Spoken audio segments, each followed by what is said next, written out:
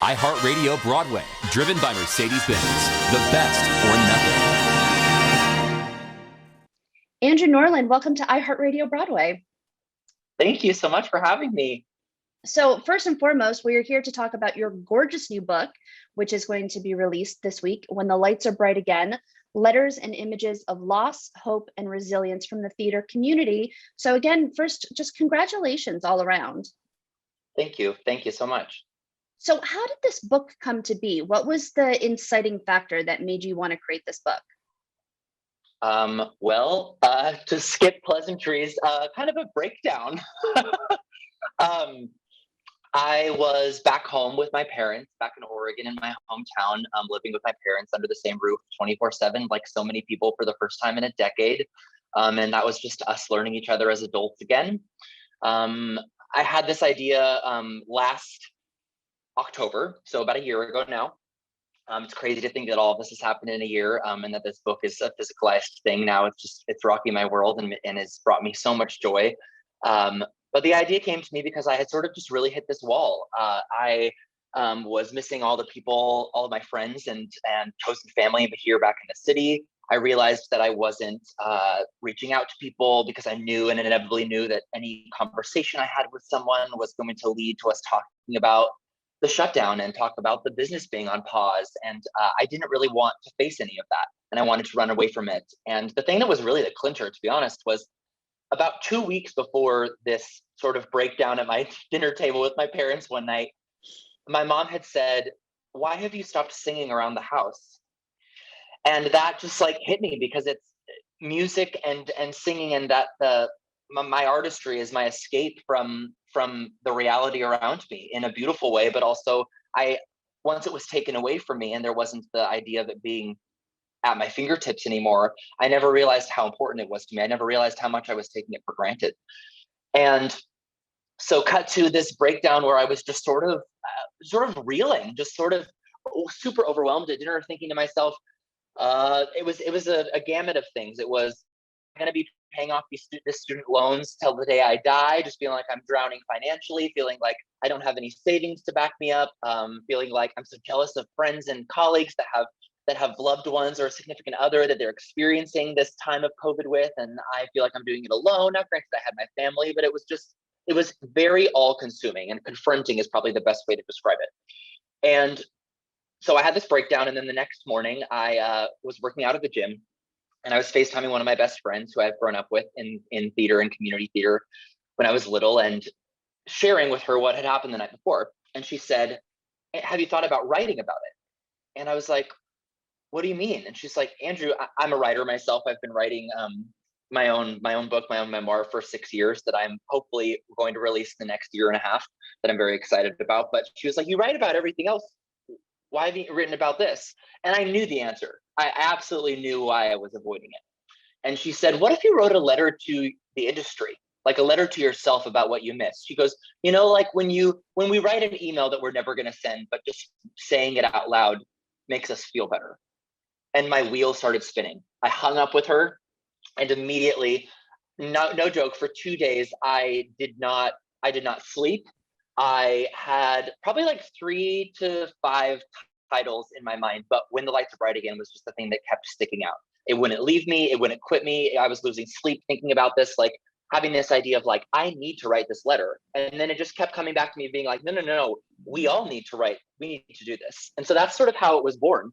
And cut to, I think it was 3.5, 4 days after I had that conversation with McKenna on the phone, I bought the domain name and website because I've joked with people since this happened about how I'm pretty sure that like imposter syndrome came in, and I was like, wait, I feel like this is too good of an idea. I'm sure someone else has already thought of this. So I was like, I gotta buy the domain name. Like my sister's always like, you're jumping like cart before the horse.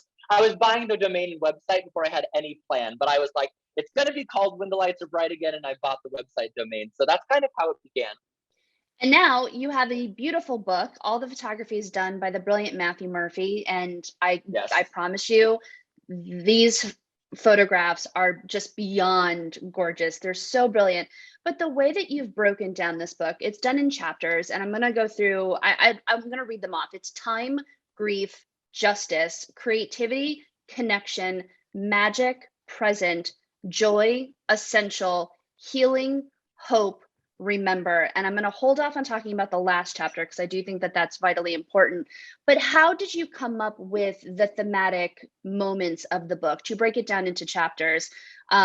Before, I think I may be skipping ahead because you then had to reach out to the community to also get them to write letters. So I'm curious how the chapters came to be, and did they come from breaking down everyone's letters, or did you say, this is the chapter I want you to be in? Yeah, that's a great question. That's one of my favorite parts about the book. The idea to separate it into chapters came after all the submissions were in and after we had closed the submission. So the idea of having chapters came out of us being sort of overwhelmed by how many letters we had and realizing, okay, if we're going to make a coffee table book that we want to be digestible, how are we going to do this? And that was sort of where I came in terms of what I could bring to the table as a writer.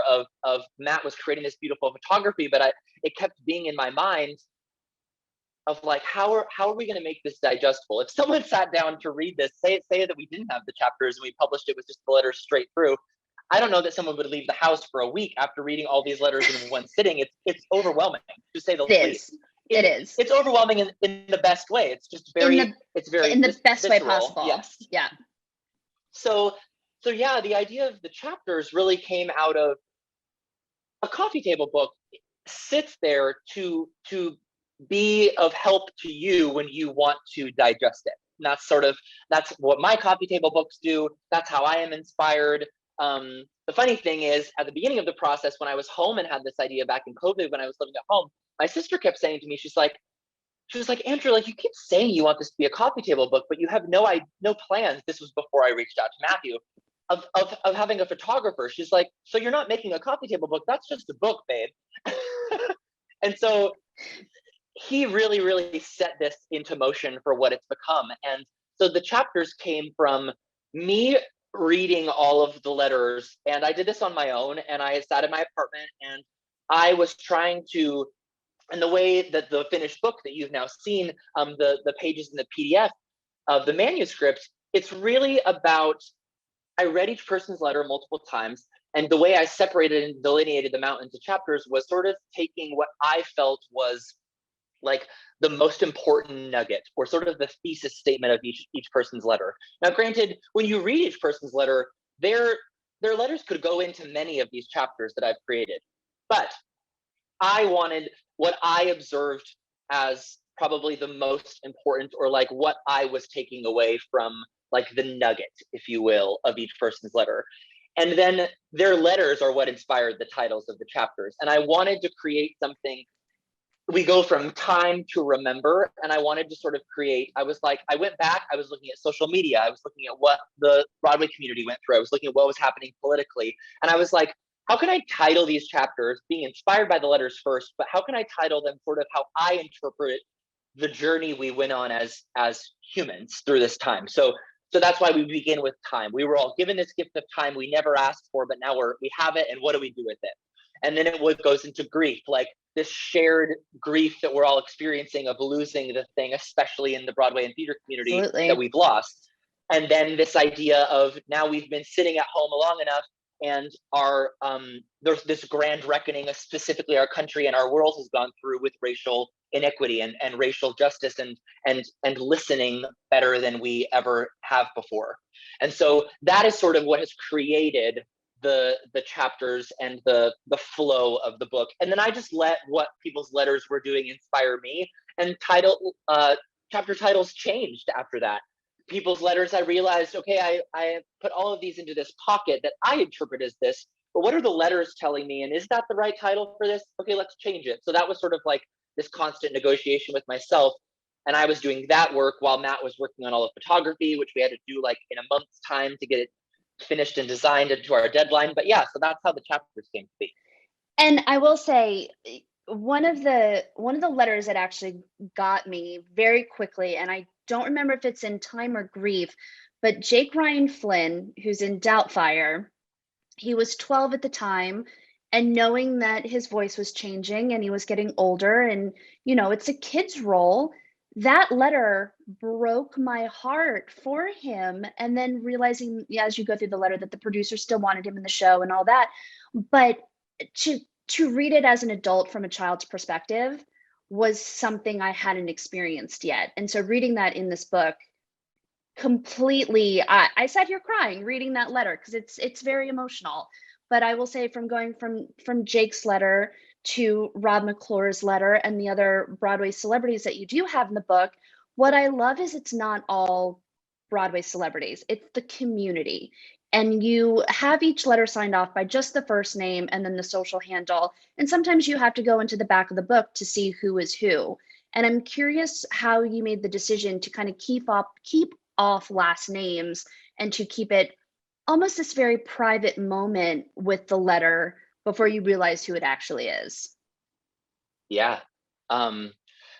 I love that. I love that you said that. Before I answer that, I'll first say what I love that you just said about Jake Bryan Flynn. So just a little tidbit. So he is the first person that submitted a letter in the entire process. Yeah. And he is someone, whenever I talk to people or have done interviews already, people that I bring up as sharing, because it's strange. When I launched this and put this idea to the world, it was around the time of the election in the fall of 2020, and that was a very tumultuous time for all of us and for our country as a whole, and our industry for sure.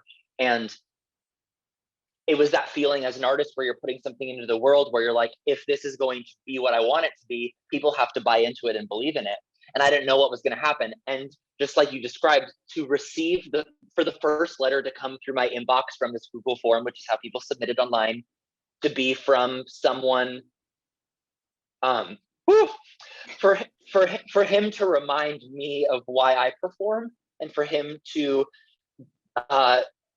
it's just that idea of like, sometimes we as adults make things so complicated, and for him to be like, I can't change the fact that I get taller and that I'm growing, and like, I've loved this time at home with my family, but he's like, this idea and this dream of originating this role and being in this beautiful company, like seeing his heart so exposed and just his own humanity shared blew my mind. And like, that was the like clincher to remind me, like, number one, like, Andrew, this isn't about you, and number two, this is going to be something really, really, really special if you do it right.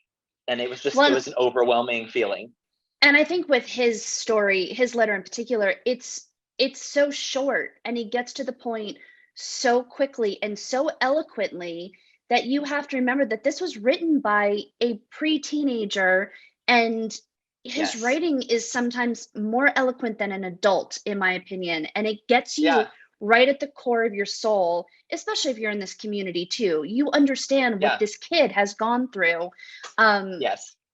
It's what he wrote. I don't want to give it away. I've given some of it away, but for anyone who's picking up the book, Jake Bryan Flynn's letter is exceptionally brilliant. Yeah. So yes, to answer your question, so actually the index and the adding of the social handles was actually something that was never in the plan.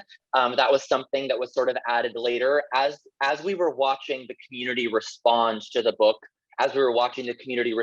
when they were coming in to do their photo shoots and sessions with Matthew, and seeing what it was meaning to people. We were realizing that at the beginning, I was very inspired by, and sort of use this idea of submissions and stuff, sort of, if you're familiar with the Post Secret coffee table books and that submission, it's an incredible outlet. And there was part of me from the very beginning, actually, I love that you asked this, that I wanted it to be almost completely anonymous. But then I realized that like, there is an element of it that we kind of have to, if we want to raise money for the Actors Fund, we have to sort of play the game of the business. It is a business, sadly. Selling books is a business, Broadway industry is a business, no matter how much we can change. But I realized, I was like, what we can do is connect people in this way, but not make this a book about just Broadway people, not make this just a book about people that have access to connecting with me and Matt. We needed to make sure we were holding ourselves accountable and doing the work to go outside of our comfort zone, to ask other people. But specifically to answer your question and hone in on that,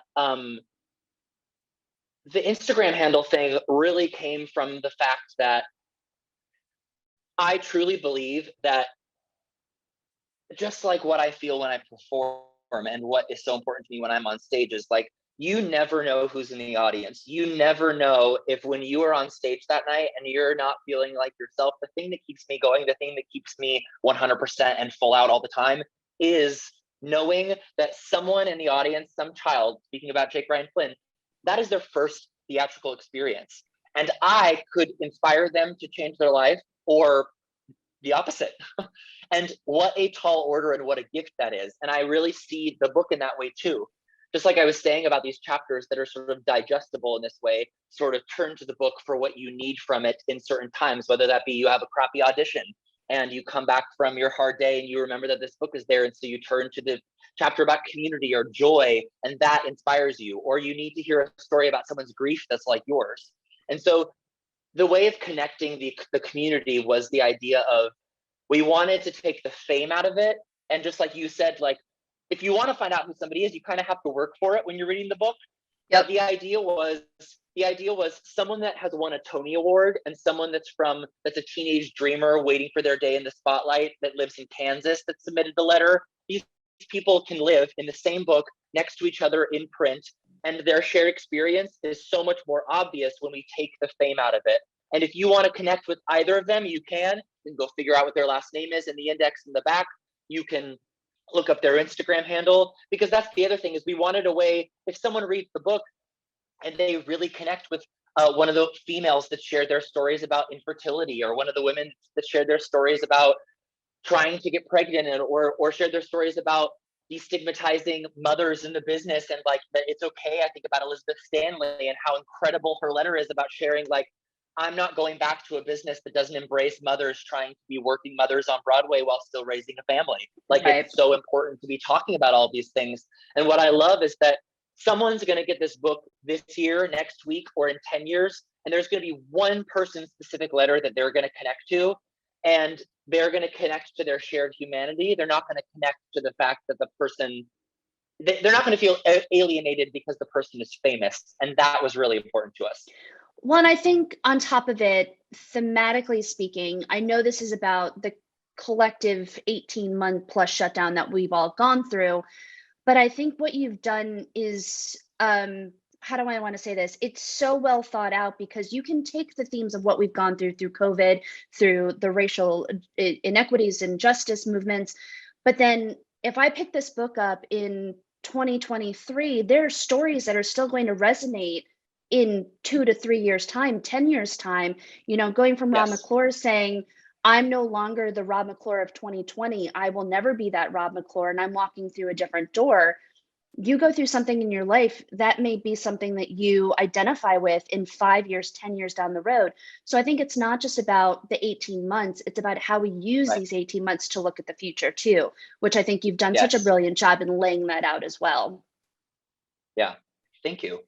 Of course. I also want to talk about the last chapter, because it's not your chapter, it's not the Broadway's chapter, it's the reader's chapter. You've left this brilliant way for people to write their own story within the book.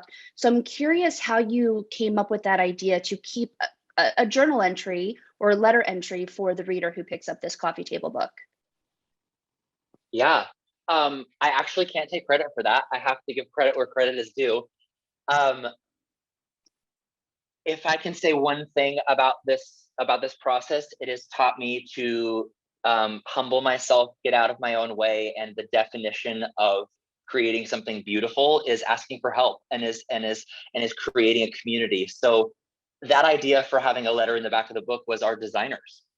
Her name is Aisha Blue. She is a New York local. Her and her husband live here in the city, and I connected with her through a website called Readsy, which I've used for my own writing. But this is basically where you can just like hire a person in the literary world for so many things, for ghostwriting, for design, for book cover design, and you like make a layout of what you want. You send it to a few people you like their stuff, and then they send you a quote back, and then you connect whether you connect or not. And it was so meant to be. When I tell you that I cannot thank Aisha enough. She has it has been a labor of love. We were under an insane time crunch. She has shown up for us and for our team in amazing ways, and this book would not be what it is without her.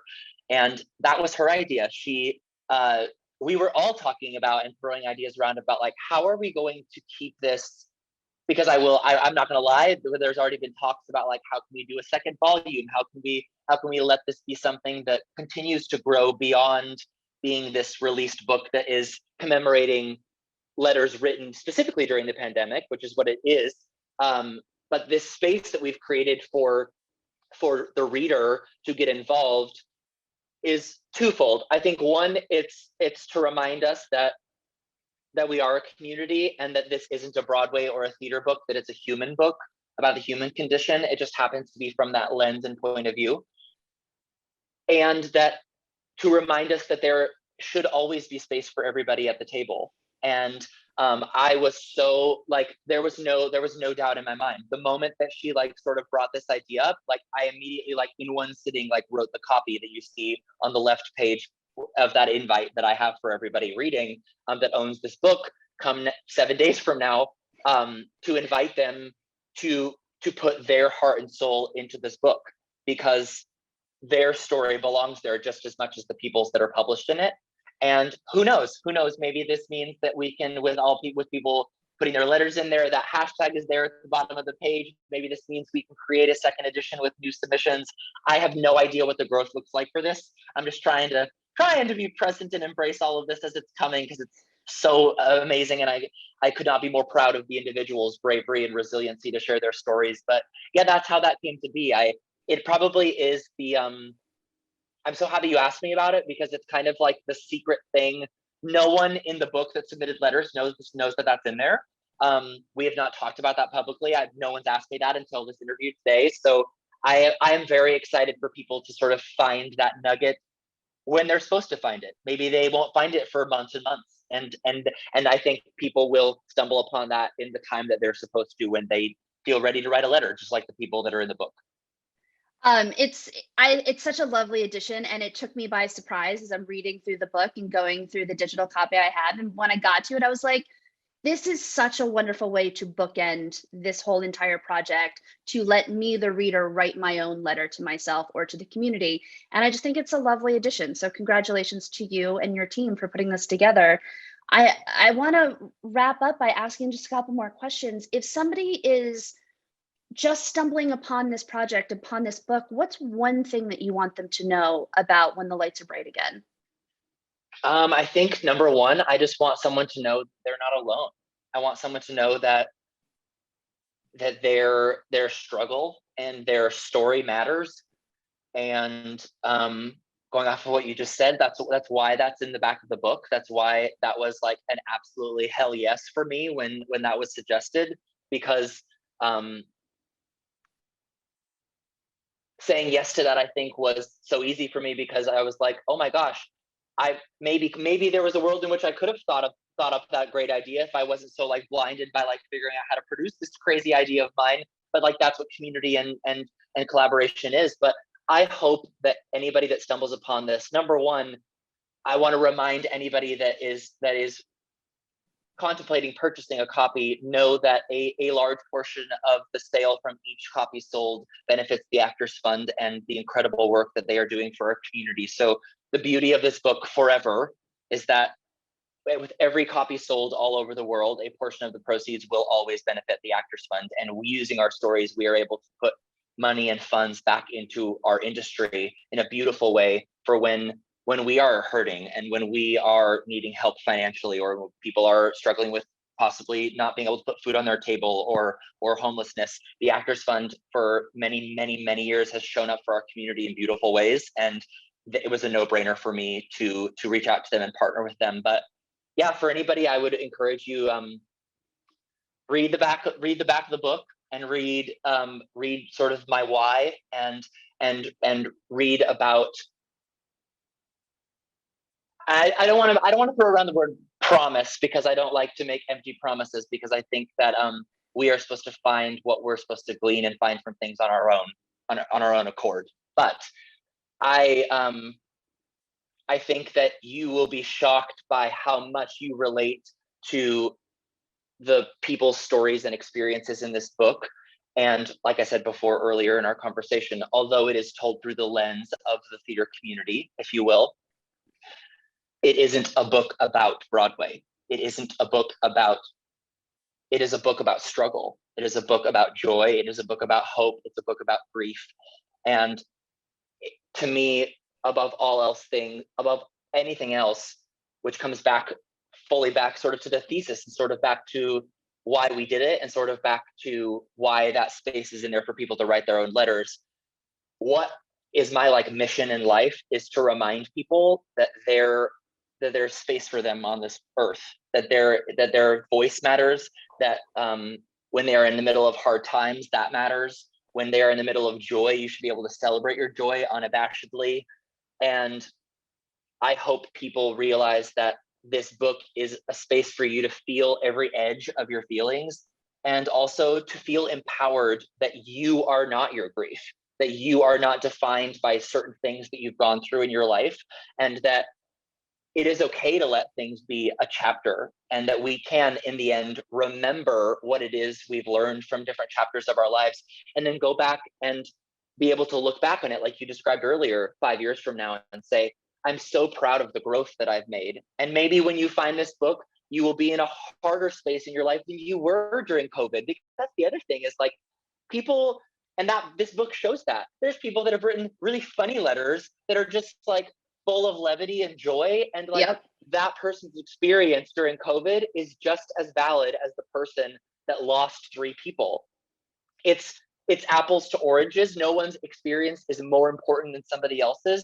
But what I love about this piece of art that we all have created together is that it is just that. It is a living, breathing piece of art that now can help other people. But I hope, for the sake of all of these people that have written and submitted letters, because people have said that to me, they're like, I'm so scared to get the book because I'm not going to be in the same place that I was when I wrote that letter. And I say, what a beautiful thing.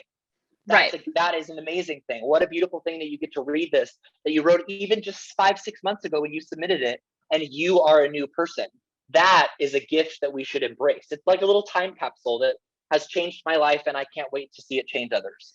I will say, I feel like I've just gone through the best therapy session ever with this interview with you today. I feel like it's like the best way to spend a Monday. So I thank you for joining me today. Can tell people where they can buy the book first and foremost. That's the most important thing. Yeah. You can connect with us on our Instagram at When the Lights Are Bright Again, or you can check out, first and foremost, of course, our website, whenthelightsarbrightagain.com. You can find different booksellers there. The other thing I would encourage you to do, because we need to help them out in this season, if you want to support, please support your local bookstore. The best thing for you to do if you're not in the New York area, because I've been making all these calls too, is for you to just find what bookstore that is that you usually support or go to. Call them on the phone whenever you hear this interview, or whenever you hear about the book. Call them and say, hey, will you be carrying the new coffee table book of letters and photography by Matthew Murphy that's coming out, called When the Lights Are Bright Again? That's the best way for you to get them to order it, to put it in their stores, and for you to help perpetuate business at your local bookstore. So I would just encourage listeners to do that, and connect with me, reach out on my social media. I want to talk to you. I want to hear about what the book means to you. I want you to take pictures of when you find the time in your life that you need to sit down and cope with this book and write your own letter to self. Take a picture of it, share it, send it to me in DM, hashtag it, and I want to connect with you. That's what this community is about.